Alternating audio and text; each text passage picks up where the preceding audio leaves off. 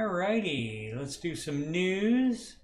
Alright, so we're going to talk about this guy. He is supposedly, he and Dave are friends. I don't know if they are anymore, or they were, or whatever. But anyway, sometimes when he talks, he says my friend Dave. Sometimes, but he just does debt, and he continuously for over a decade now says, oh, the market's going to crash, and he puts a date on it, and it doesn't happen. You see this one from 2017, and about two Decembers ago? Yeah, 2 Decembers ago, he said that in 6 months, which have been this previous May, that the market was going to be down 80%, and in fact, it was up. So he don't know what he's talking about. But anyway, he carries over $1 billion in debt, and his net worth, although the net worth reports on the internet are often wrong, it says 100 million. So over $1 billion in debt and 100 million net worth. So that means he has, I guess, the $1 billion that he owes plus in some kind of assets, plus another 100 million. So, and that has him be maybe a nice house or something like that. Maybe that has him be positive net worth. But his deal is, he says that it's the bank's problem. It's not his problem. Let's see. Favorite color, usually with black. Alrighty. Anon thinks Bitcoin will crash at the end of March. Right. And that would be early. And that's the whole problem with it. I mean, unless you're doing it for like retirement and you're going to hold on to it for 30 years, which in that case, who knows? It might be all right. Don't know. Again, depends on what the government gets involved, how the government gets involved with it. But if you're going to do that, that's okay. But I am of the opinion that most crypto holders are more like day trader mentality people. And so that involves selling at the right time and buying at the right time. And you don't have to do that in the stock market. Let's go back to that. And then we'll get back to Mr. Kiyosaki. Where are we at? Okay, so the crypto, as you can see, what you have to do, where is it? There we go, Bitcoin. So what you have to do here, go to the max. So what you have to do here is you have to guess ahead of time when it's gonna fall, or keep track of it 24/7 because it trades constantly. It doesn't stop. So it could happen while you are sleeping. So I mean, you can set it up to sell at a certain number. Absolutely, you can do that. And so some people may be doing that, especially the larger holders of it. But it could be down by the time you wake up. So if you're not doing it automatically, to have it actually automatically sell for you, then you got problems. And so the idea is timing it. So again, it came back so fast the first time, and then people were a little more leery the last time, and then all of a sudden they said, okay, let's go ahead. And lately it's been going up big time. And absolutely, you can't, this is a graph here, it doesn't lie, it's facts, it's numbers.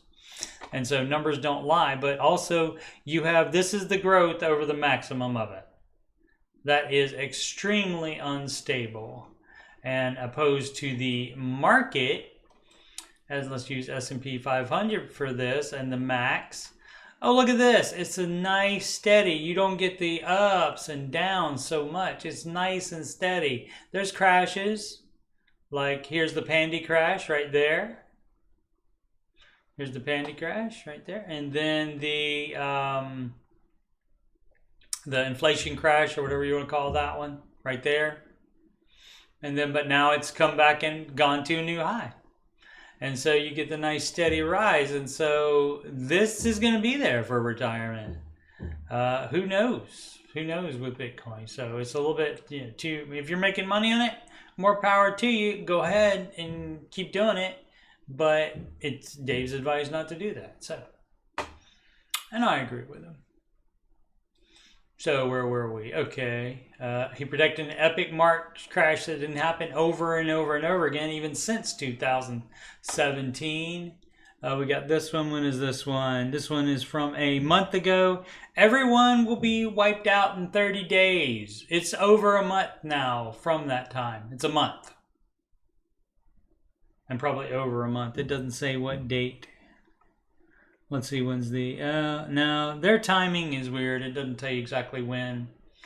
And so it may be like, it could even be a month and a half or a month and 3/4, and it won't switch to 2 months until it is actually 2 months. So this is at least 30 days, probably more. And guess what? Dow Jones to a new high. So dumb. But it's always news when he keeps saying it. So that's probably why he keeps saying it. Got to get the attention. Let's see, Rich Dad, Poor Dad, Robert. This is from just the other day, yesterday. Rich Dad, Poor Dad, Robert Kiyosaki. Ask who's right. He is a billionaire, $1.2 billion in debt. He's not. If he only has $1 million net worth, he's not a billionaire. Because that would be millionaire and billionaire are your net worth, so you're not. But Dave Ramsey says live debt free. Of course he does. We know that. March 16th post on X.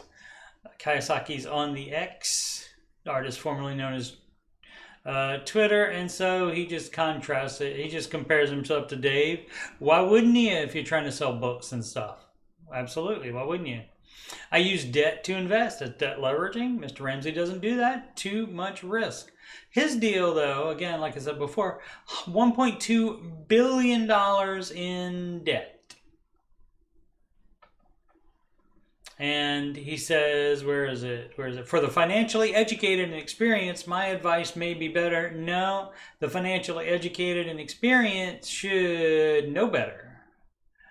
As far as that's too much risk, especially for someone who has a 100 million net worth. Now that's more than me, but I'm also have no debt at all, much less $1.2 billion in debt. And what does he say? If I go bust, the bank goes bust, not my problem. So he's not concerned if a bank goes bust. And the bank shouldn't have loaned him that much money. Absolutely not. And so that's on them. They're doing it wrong too by giving him that much money. Use it only, not only as a leverage tool, but also as a means to potentially exploit tax advantages. Right. Now, everything he's doing there is bad, but you know, that's the way. But just doing it differently is one thing. Comparing him to Dave over and over, that's a different thing. Also saying that it's not my problem, it's the bank's problem. And also incorrectly predicting market crashes over and over and over and over again. Dumb.